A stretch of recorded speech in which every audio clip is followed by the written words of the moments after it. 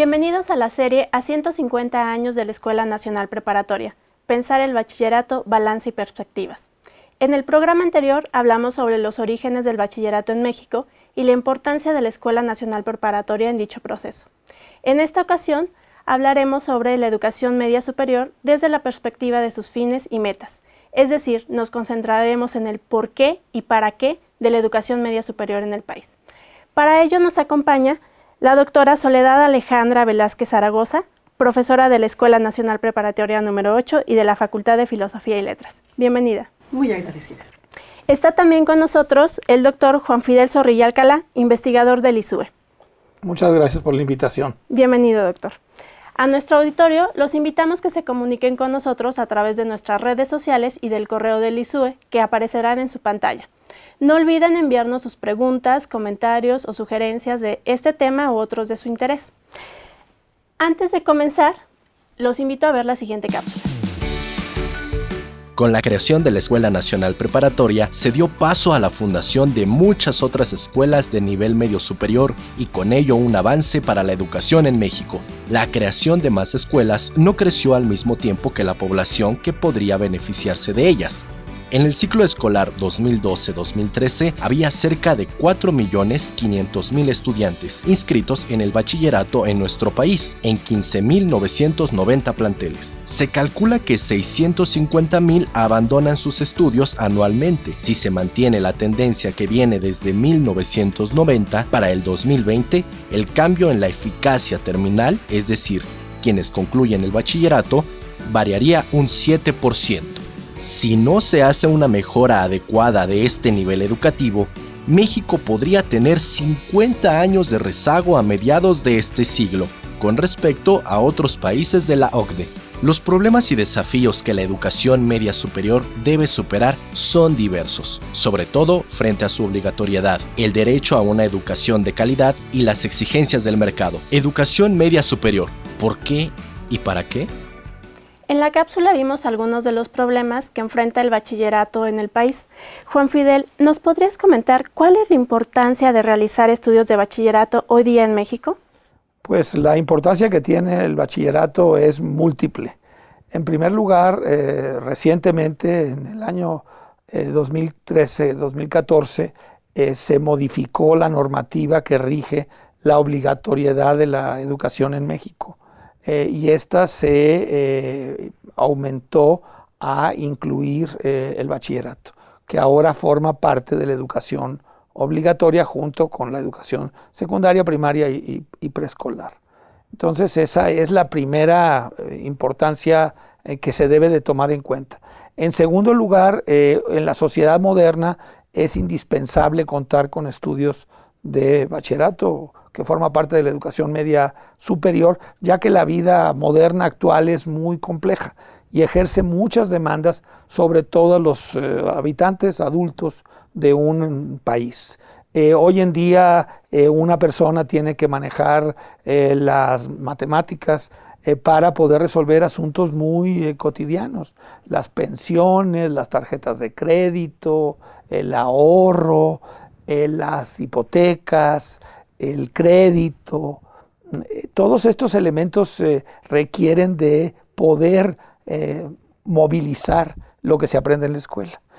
Y lo mismo sucede con llevar una familia, distinguir entre lo que es una intoxicación y lo que es una infección para saber tratar a los miembros de una familia, a los hijos, cuidar de ellos adecuadamente. Tiene uno que saber sobre seguridad, tiene uno que saber más en un área de una geografía tan diversa y compleja como el país, que tenemos costas, huracanes, zonas sísmicas, zonas con mucho calor, con mucha agua, con poca. Se necesita tener una diversidad de conocimientos muy grande.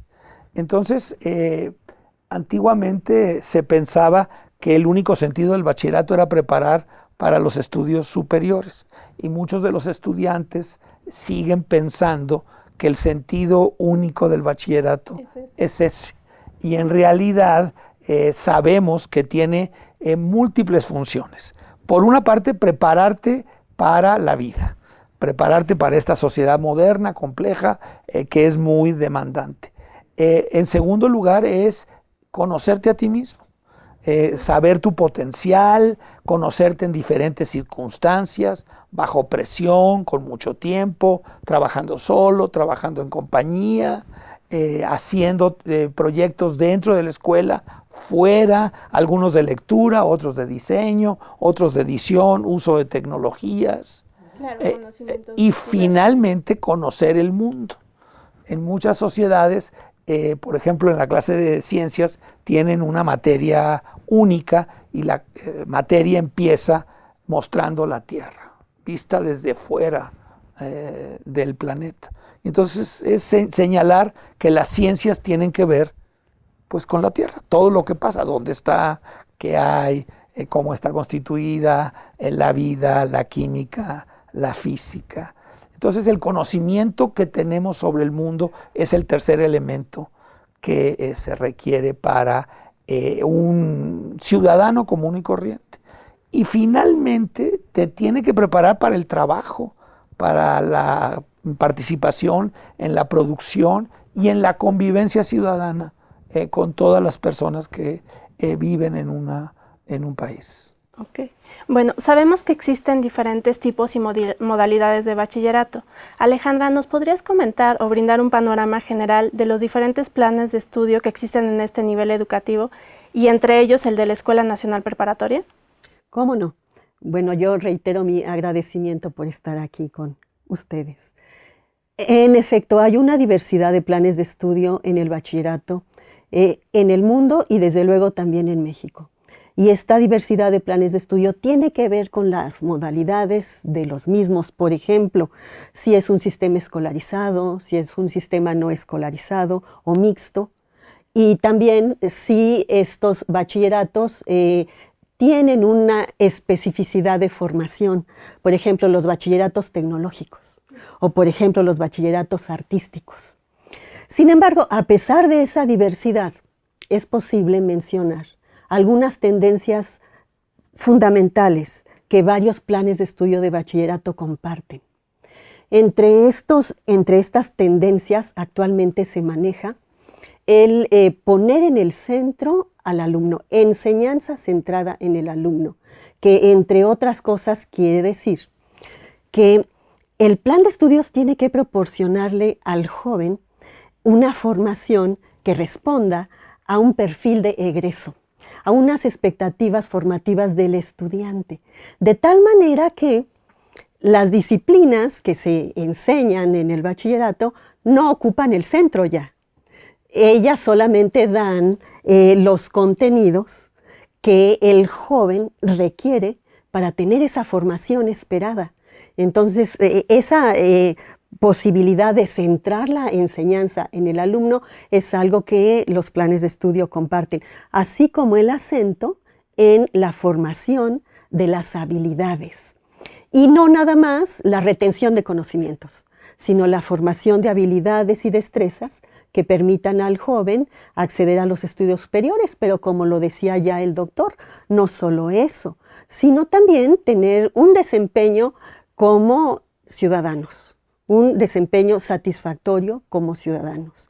Y la Escuela Nacional Preparatoria, en sus 150 años de existir, el bachillerato pionero de nuestro país, bueno, se acoge a una actualización de programas que se da en medio de estas circunstancias y estas tendencias que hemos mencionado.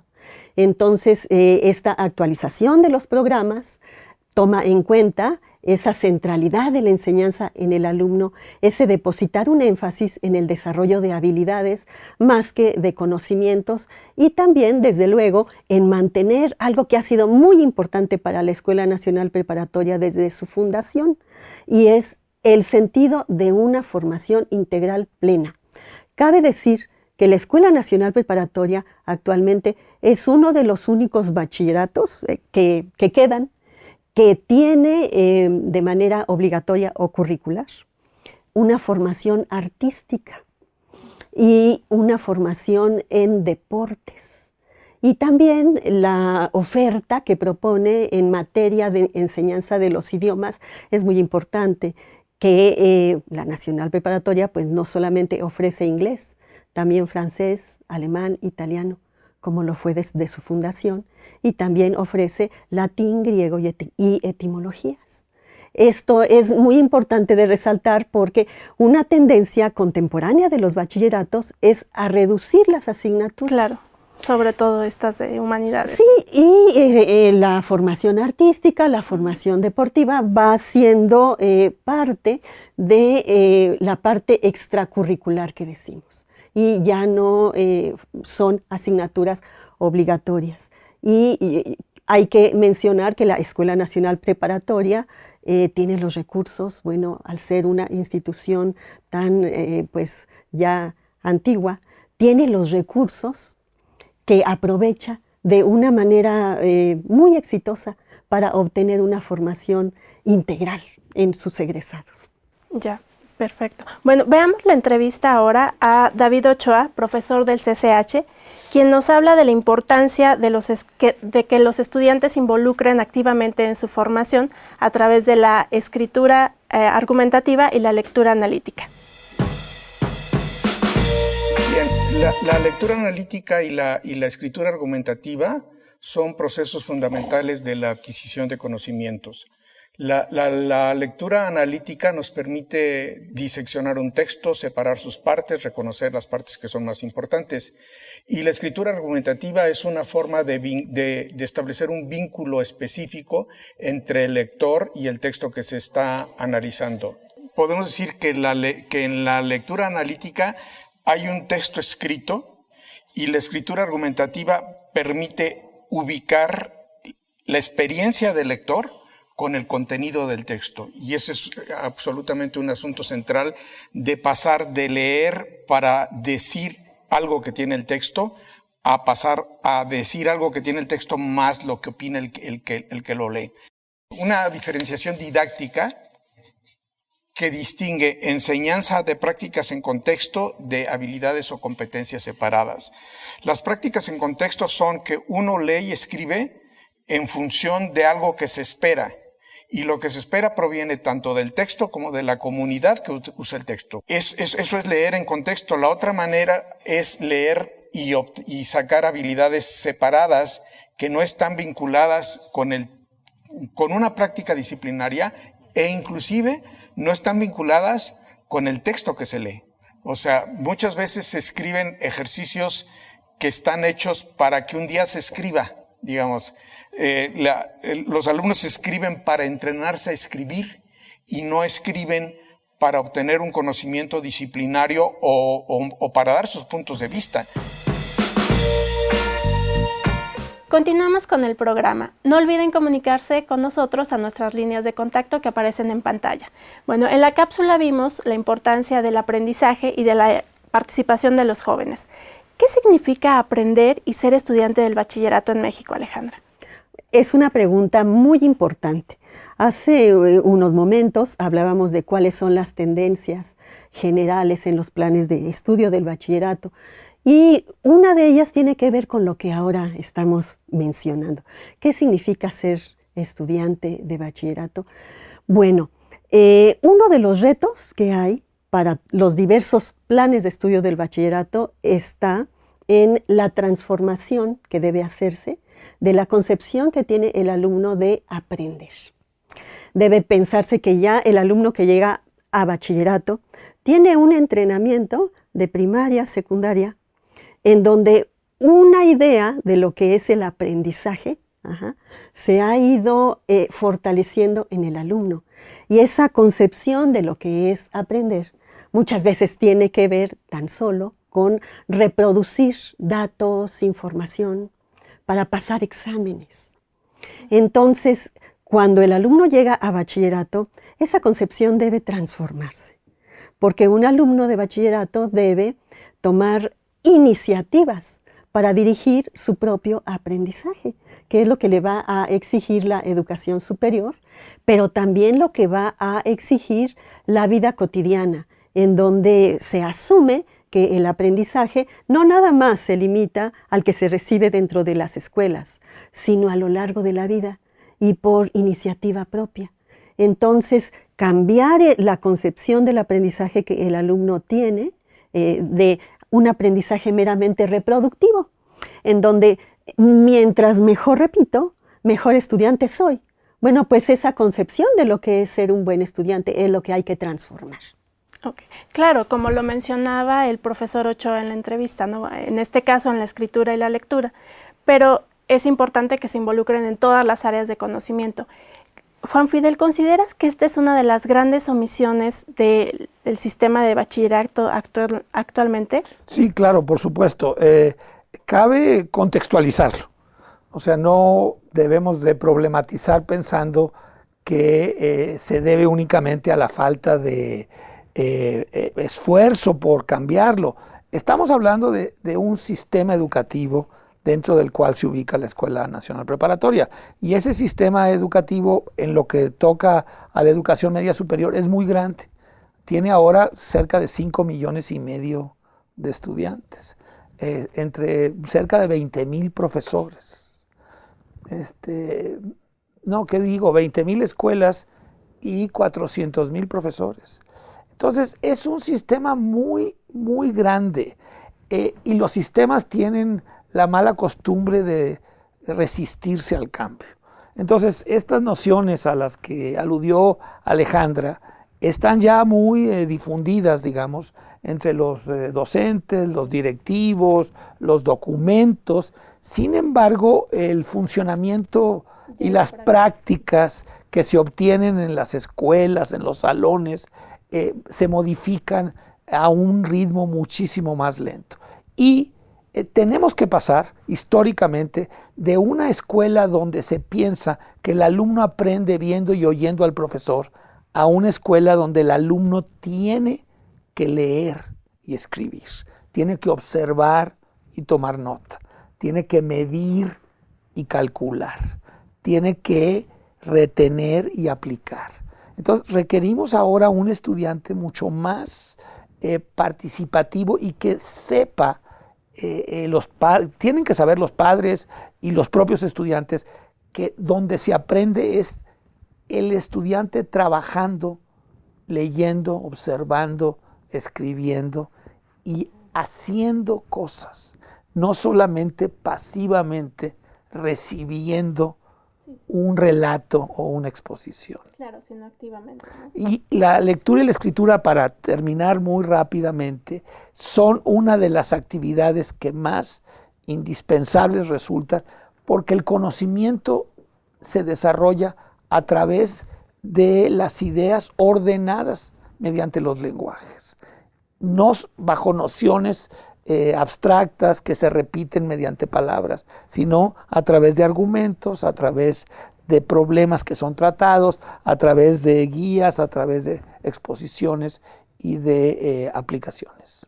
Ya, perfecto. Bueno, vayamos a otra arista de la educación media superior en el país y de un tema que ya nos habías comentado tú en una pregunta anterior, que es la obligatoriedad de la educación media superior en el país, que desde 2012 tiene ese carácter, ¿no? ¿Cómo consideran que este carácter de obligatorio ha cambiado los procesos de enseñanza-aprendizaje en el bachillerato actual? Bueno, si me permites, Alejandra, por favor. Creo yo que este es uno de los cambios más trascendentales que se han dado en el sistema educativo y ciertamente es el más importante que se ha dado en el bachillerato en los últimos 100 años. Repito que el sentido educativo del bachillerato era formar para la vida y preparar para los estudios superiores. Y esto es tan fuerte que efectivamente en la sociedad así se ve. El bachillerato te prepara para los estudios superiores, lo cual es cierto y es muy legítimo y necesario, pero no solamente para los estudios superiores. Y ahora la obligatoriedad está demandando que las escuelas atiendan a los estudiantes, los retengan y los acompañen en su desarrollo. Y vemos que muchas de las rutinas que existen en las escuelas, como son los promedios, como son los exámenes parciales, están hechos para eliminar gente, Hay veces que por ejemplo, en un ciclo escolar, al segundo parcial, un alumno puede que ya no puede levantar aquel promedio. Entonces eso automáticamente lo va desviando hacia afuera de la escuela.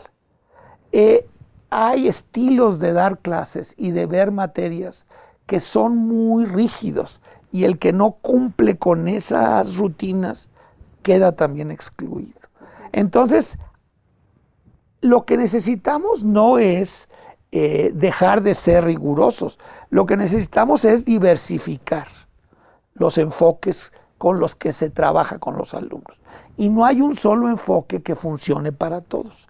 Entonces tenemos que pasar de una educación que tiene una sola manera de trabajar a una educación que desde el aula tendría que tener diferentes recursos para diferentes alumnos. Y algunos que históricamente han probado ser efectivos, continuar usándolos, pero no exclusivamente, sino que con aquellos para quienes esos métodos no funcionan, se cuente con alternativas distintas y diferentes. Y ese es un reto enorme, porque supone que la escuela va a funcionar de otra manera, que los maestros van a funcionar más colaborativamente, que va a haber más transversalidad, porque es una tarea mucho más compleja que atender simplemente a un grupo en una asignatura. Claro. Sí. ¿Algo más que agregar? Claro que sí. A mí me gustaría agregar que esa obligatoriedad que se decreta en febrero del 2012 implica retos muy importantes.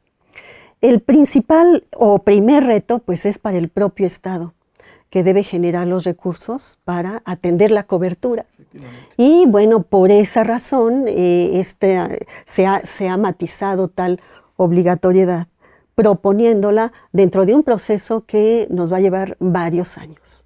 Entonces, para el Estado es esa responsabilidad tan fuerte, pero también para las instituciones. Claro, hacia allá iba mi siguiente pregunta, ¿no? ¿Qué recursos serán necesarios?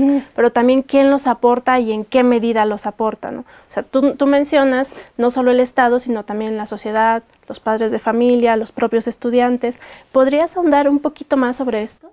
Sí, el Estado, como ya lo mencionas, Claudia, pues es el responsable de aportar los recursos en diversas medidas y en diversos niveles. Pero las instituciones, ¿cómo?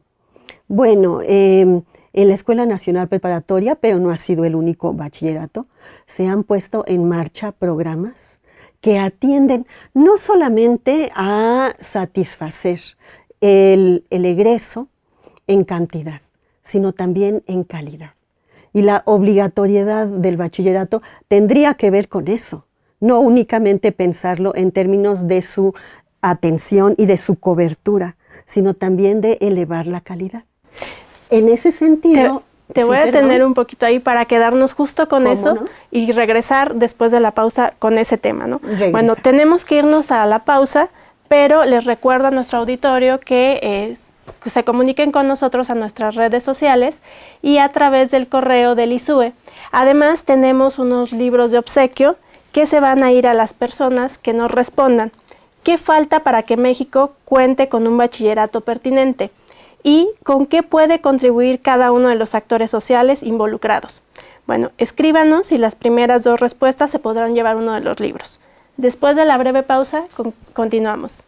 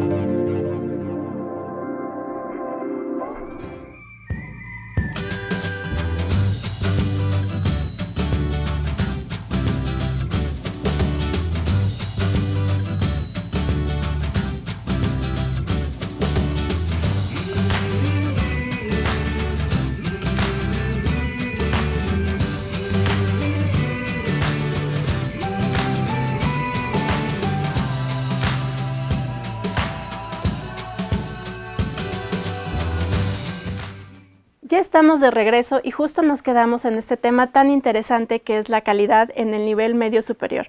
Alejandra, ¿podrías continuar comentándonos sobre esto y la participación de la sociedad? ¿Cómo no? El tema de la obligatoriedad, ya lo decíamos, exige no nada más una cobertura cuantitativa, sino sobre todo también cualitativa. Entonces, elevar la calidad de la enseñanza sigue siendo un reto para todos los bachilleratos. En los bachilleratos de la UNAM, desde luego Escuela Nacional Preparatoria y Colegio de Ciencias y Humanidades, se han puesto en marcha sistemas de tutoría, que son sistemas de acompañamiento al alumno mientras él desarrolla sus estudios, de tal manera que un profesor tutor puede orientar en la marcha de los estudios del alumno para que él mismo reoriente cuáles son sus habilidades que necesita reforzar, cuáles son las capacidades que debería tener y todavía no tiene. Pero también la función del tutor es una función de estimular y de motivar. El bachillerato es una etapa en donde el profesor, a través de sus enseñanzas, enamora al alumno hacia el conocimiento. Para que el alumno estudie por cuenta propia, pues eso solamente se va a lograr si tenemos a un estudiante que desee aprender y que desee conocer. Y no solamente que desee pasar las materias y aprobar las asignaturas. Entonces, el papel del tutor tiene mucho que ver con eso.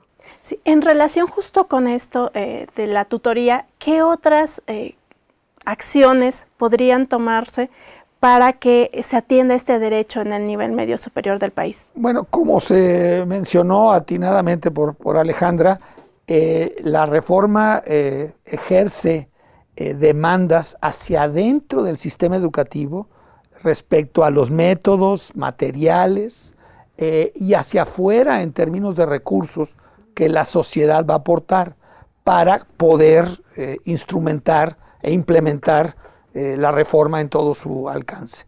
Se mencionaron los recursos pecuniarios que aporta mayormente el Estado, pero no debe de pasarse por alto los recursos de las instituciones que ahora se requiere que participen en la educación. Porque ya vimos que el perfil es mucho más amplio. Se requiere estudiantes que sean preparados para la vida, para el trabajo, para su propio desarrollo personal, para los estudios superiores, para la producción, para la ciudadanía. Y esto no se satisface desde los estrechos límites de asignaturas con programas orientados a la adquisición de conocimientos sobre la realidad, sobre los avances del conocimiento científico en las disciplinas, que son indispensables, sino en muchos otros ramos. Y para ello vamos a tener que incorporar muchas instituciones al funcionamiento de la escuela. Se mencionó el arte, el deporte, el trabajo, el manejo de del equipamiento, las nuevas tecnologías, la ciudadanía, la participación en proyectos comunitarios, el desarrollo de los alumnos trabajando en equipo, el espíritu científico que requiere de participar en proyectos, en investigaciones, en observaciones, el desarrollo de proyectos para creativos. Todo esto va a demandar que las instituciones productivas, culturales, económicas, estatales, los servicios públicos, colaboren con la escuela para la formación ciudadana. Entonces, necesitamos una escuela que cambie hacia afuera y hacia adentro también. Y aquí estamos entrando a un terreno que no ha sido tomado en cuenta lo suficiente, que es el cambio que se necesita en las relaciones de los actores entre sí. Vamos a necesitar que los profesores y los alumnos se relacionen de otra manera. La escuela tradicional, el profesor llega y habla, y habla, y habla.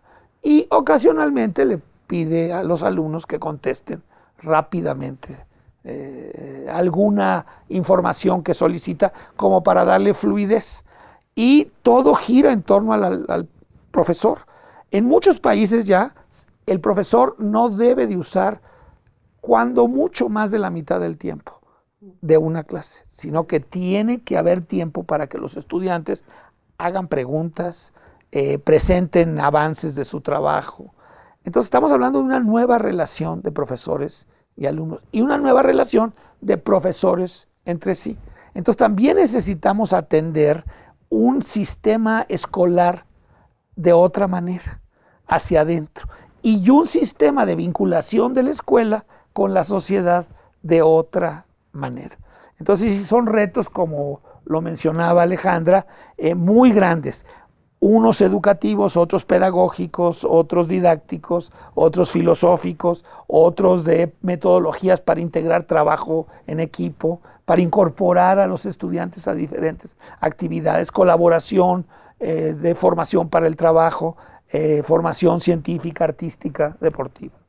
Claro. Bueno, has tocado uno de los puntos importantes también de la educación media superior, y es el caso de sus actores. En este caso vamos a centrarnos en los estudiantes y los invito a ver la siguiente cápsula, que son los testimonios de estudiantes del bachillerato sobre qué piensan, qué es ser estudiante en el bachillerato, qué les aporta este nivel. Acompáñenos.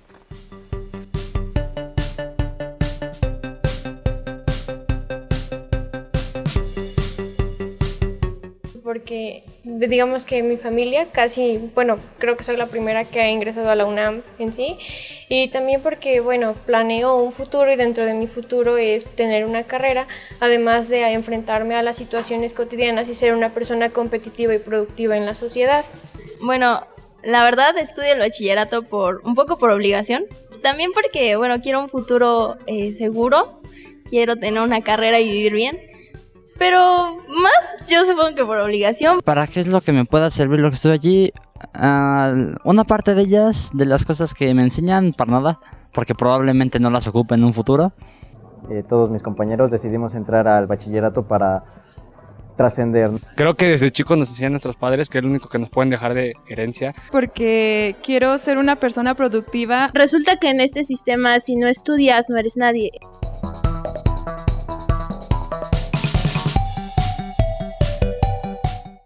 Yo continuar estudiando. Pues festejar. Saliendo de la prepa yo planeo estudiar una licenciatura en la Facultad de Ciencias y creo que las bases que me llevo aquí van a ser suficientes para eso. Había pensado en algún año sabático, pero sinceramente creo que perdería un poco el tiempo. Pues pienso entrar a la universidad en este caso. Quiero estudiar la universidad. Estudiar en la UNAM. Poder obtener un trabajo bien remunerado y sobre todo que me satisfaga. Seguir estudiando en una universidad de la UNAM, pedagogía. Bueno, ya estamos de regreso. Les recuerdo a nuestro auditorio que tenemos 2 libros de obsequio. Escríbanos y díganos qué falta para que México cuente con un bachillerato pertinente, con qué puede contribuir cada uno de los actores sociales involucrados. Escríbanos a nuestras redes sociales o al correo del ISUR. Bueno, vimos en la cápsula los testimonios de los estudiantes, interesantes, ¿no? ¿Qué piensan de las respuestas y en qué medida consideran que la educación media superior cubre las necesidades y expectativas de estos estudiantes? Es, como ya lo dijiste, Mónica, muy interesante ver las respuestas. Se puede advertir inmediatamente cómo hay como 2 tipos de respuesta muy diferentes entre sí, muy distanciadas entre sí.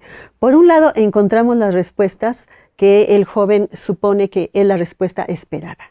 Bueno, el bachillerato me va a servir, me va a formar para la vida, voy a tener un empleo posteriormente. Ahí se asoma la idea que tiene todavía el estudiante de que la escuela es un mecanismo de promoción social. Pero por otro lado tenemos pendularmente la otra respuesta: no me sirve. El bachillerato me va a proporcionar conocimientos que luego no voy a ocupar. Y por ahí, de manera intermedia, veo una sola intervención de una joven que responde: bueno, el bachillerato me va a servir para enfrentarme a la vida y tener elementos que me permitan hacerlo. Y esa tendría que ser la consideración, que, bueno, es un reto para las instituciones, para los profesores, hacerle ver al alumno: porque como sabemos, el abandono escolar en el bachillerato es muy fuerte. Muchos jóvenes no van a llegar a la escuela superior. Muchos jóvenes se van a quedar solamente con estudios de bachillerato o aún de bachillerato truncos. Entonces, lo que tenemos nosotros que mostrarle al joven es que es su posibilidad para tener un acercamiento al conocimiento universal y a que esta etapa la disfrute, pues no solamente como preparación para la vida, como ya lo dijo el doctor Zorrilla, sino también como un ambiente en donde él va a socializar y donde va a hacer amistades. Dicen algunos que ahí se hacen las más perdurables para toda la vida. Y entonces, pues estas reacciones de nuestros alumnos son típicas y me parece que son las esperadas. Juan Fidel, ¿tú qué opinas de eso?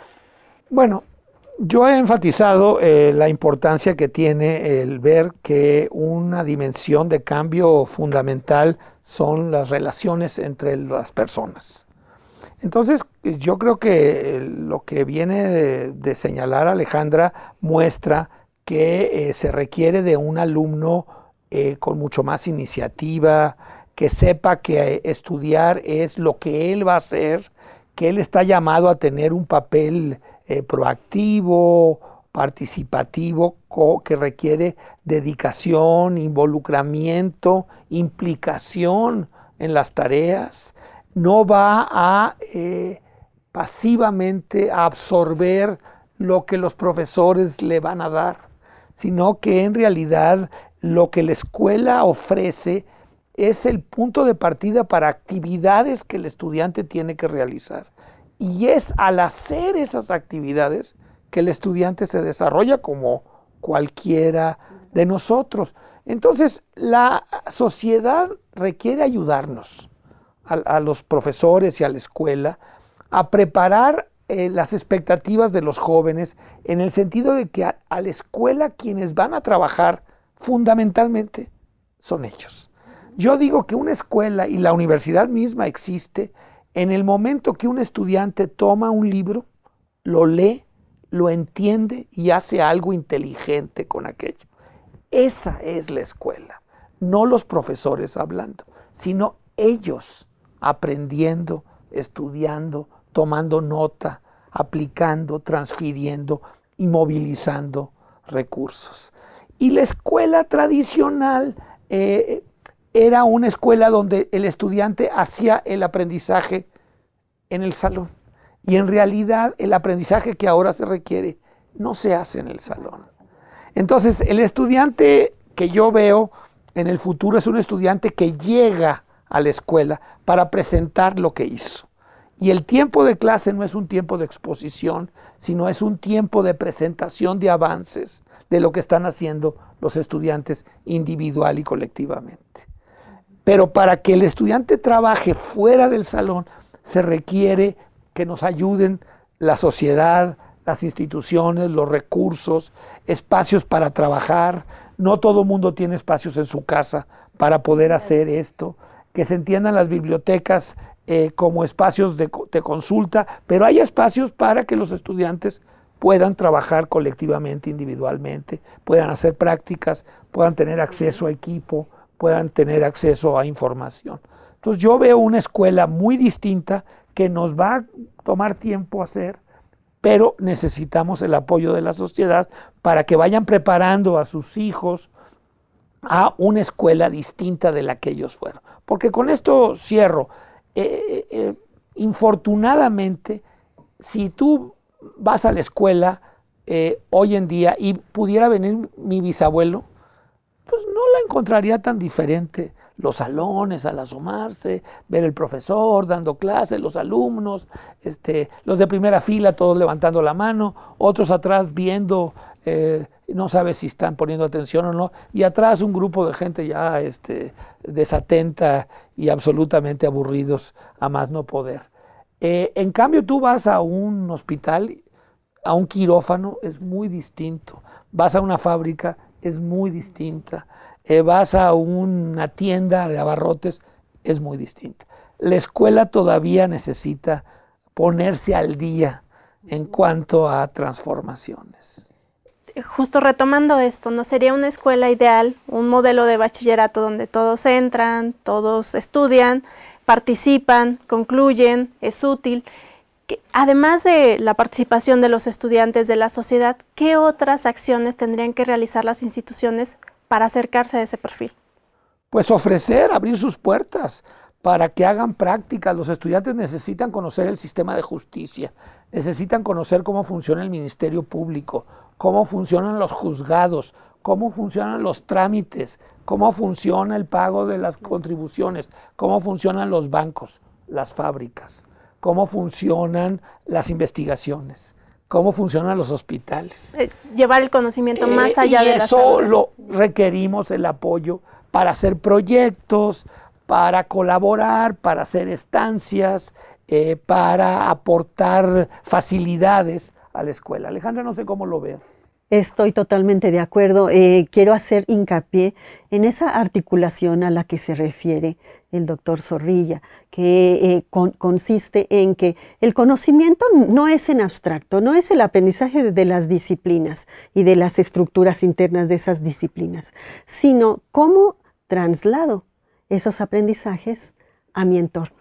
Entonces, uno de los retos fundamentales de todos los bachilleratos, ya que hablábamos al principio de los planes de estudio, es cómo generar un estilo de enseñanza que permita partir de la consideración de problemas reales o auténticos, problemas del entorno, que sean el punto de partida para generar la búsqueda del conocimiento de una manera activa por parte del alumno, pero después de un proceso de investigación, exposición, decía el doctor Zorrilla, no nada más del profesor, sino fundamentalmente de los alumnos, regresar a los problemas del entorno. Esa articulación buscada, bueno, la pedagogía busca esa articulación desde hace muchas décadas entre escuela y sociedad, pero sigue siendo uno de nuestros más grandes retos. Bueno, ya casi para concluir el programa, ¿qué desafíos consideran que enfrenta la Escuela Nacional Preparatoria hoy y encara al futuro?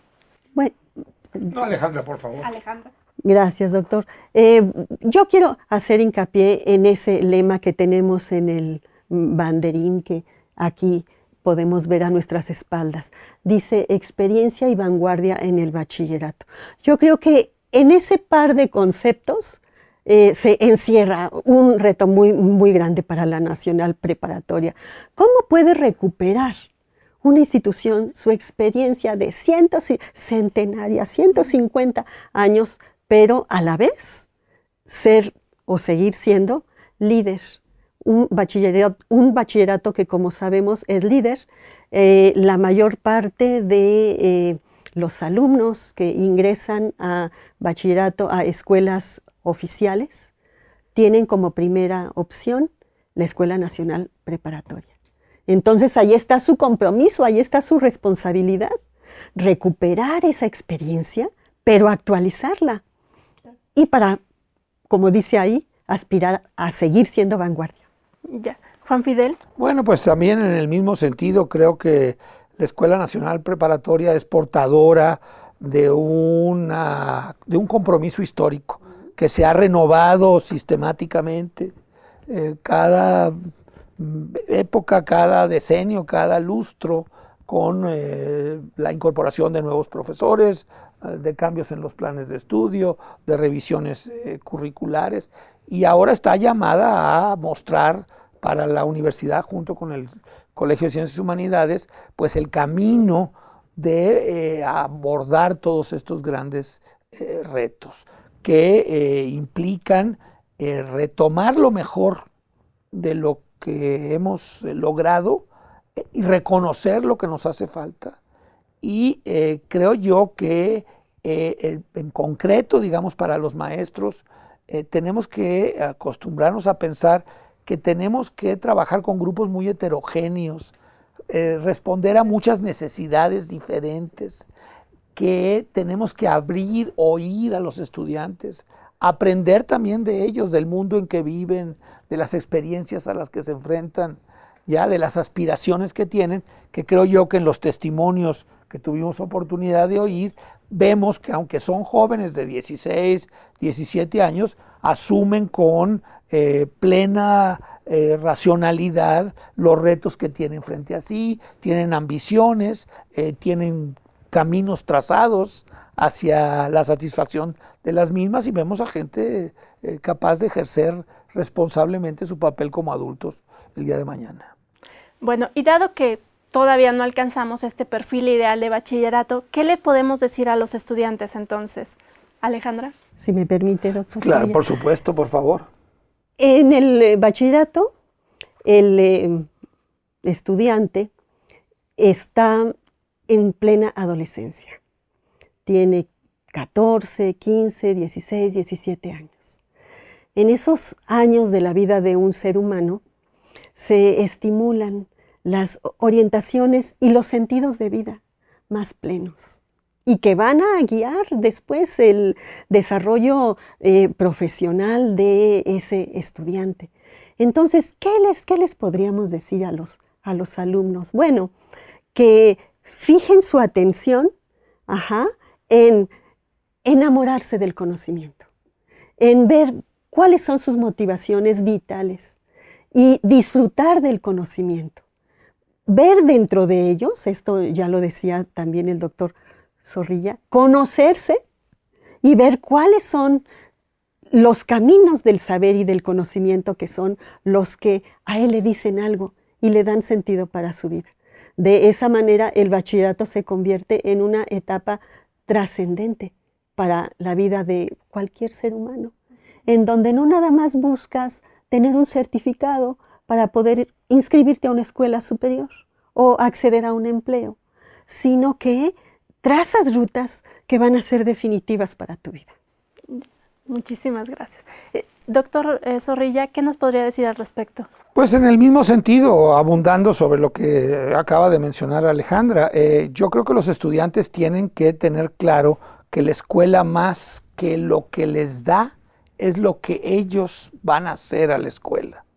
Entonces la escuela tiene la oportunidad de acercarse al conocimiento, de hacerlo en compañía de sus compañeros, de sus condiscípulos, de hacerlo en compañía de la amistad, en compañía de su propio desarrollo, y que se requiere que tengan una disposición a enfrentarse a los nuevos retos de una educación que les va a demandar acercarse al conocimiento, abordarlo, entenderlo, interiorizarlo, pero también requiere que ellos vayan desarrollando su vida emocional, porque no han completado su pleno desarrollo como personas, y el conocimiento no es independiente del desarrollo emocional ni el desarrollo social. Entonces, en la escuela tenemos la oportunidad de poder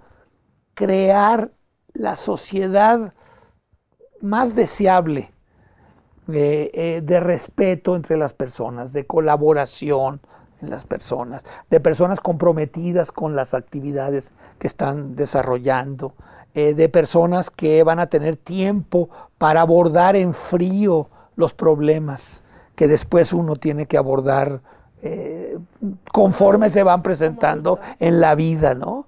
Entonces, una época ideal para los jóvenes de preparación, de convivencia y de autoconocimiento. Valiosas sus aportaciones. Les agradezco a ambos su participación en este programa y esperemos que continúen y nos visiten en otros próximos, ¿no? A nuestro auditorio los invitamos a seguir con nosotros en nuestros próximos programas y a seguirse comunicando a través de las redes sociales y del correo del ISUBE. Hasta la próxima.